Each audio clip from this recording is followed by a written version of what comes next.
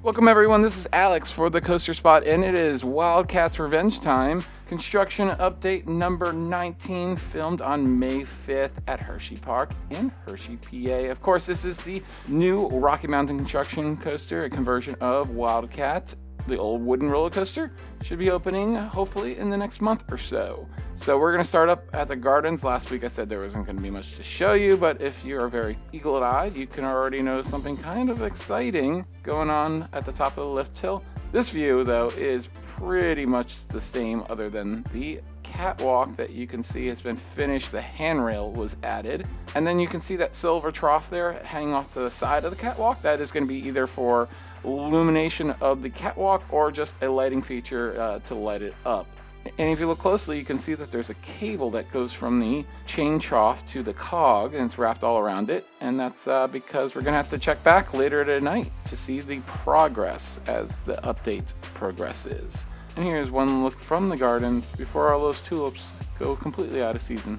And here's the station, and then the brake run. There was lots of activity, probably checking sensors, brakes, and kicker tires, most likely. Good to see, though. And here's a quick look at the last 4 remaining track pieces. You can see one of them has received its track ties. These are steel batter braces. I kind of noticed them a while back in the drone footage, but I wasn't exactly sure if they were what they were. But now that they've been spread out, and we'll see later in the drone, it's very obvious that these are going to be going into the wave turn. And you can just see here that they were prepping them for install. Doing a little bit of cutting and welding to size them correctly, I believe. There is a closer look at that lift hill again with the cable.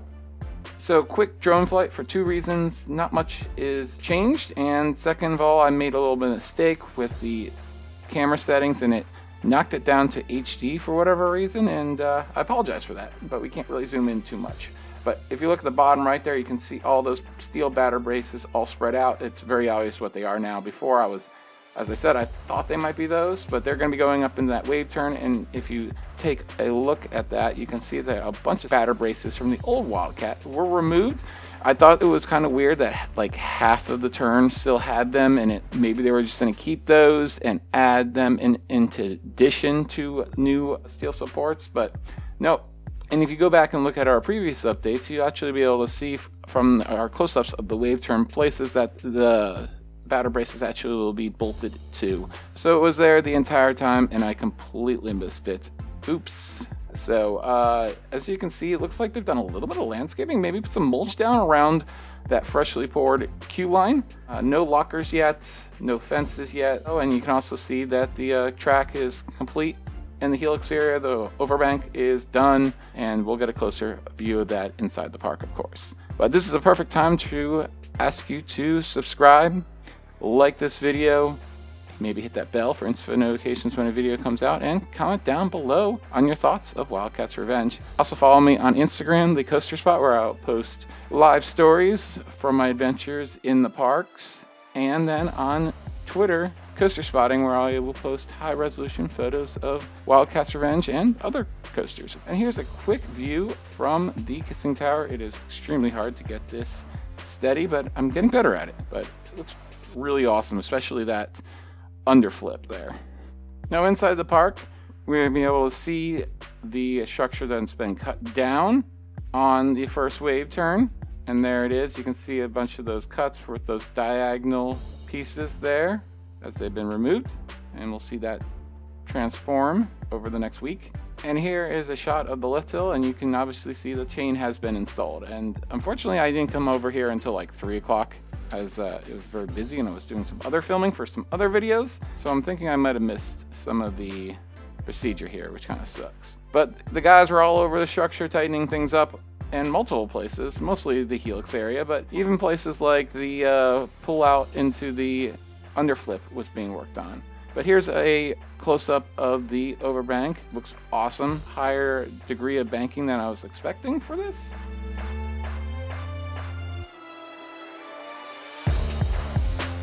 Here's a look at the station area with the logo on the Wildcat's Revenge train storage building.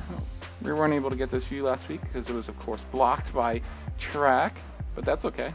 And then the lift hill with the catwalk. And here is the completed Helix area. I mean, for all practical purposes, the coaster's done. The only reason it's not complete yet is because of access to allow the crane inside of the structure.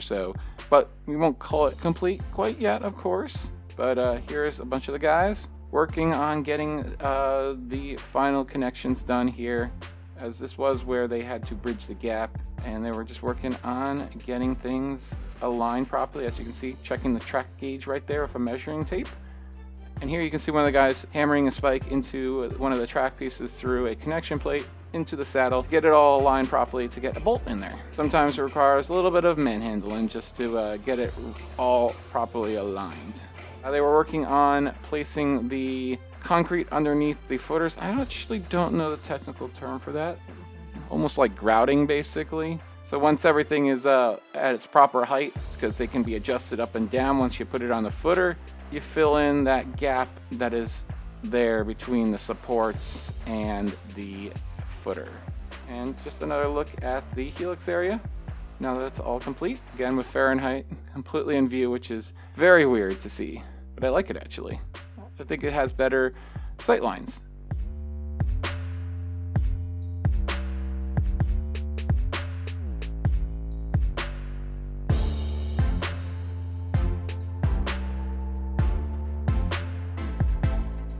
And here's the entrance little building, and the only change here is they've painted all the wood black. And a quick look up to the queue. I don't think we can see any differences, but I haven't shown it for a while, so I figured I'd just pop this shot in.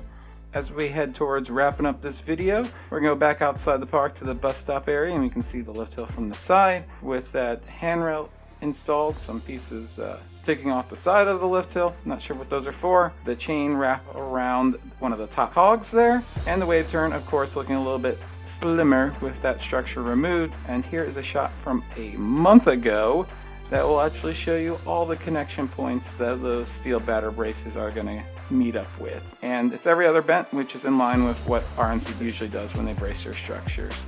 So one last look, and a look at the final gap in the tracks down there, exiting the airtime hill, and after this final bunny hop leading into the brake run.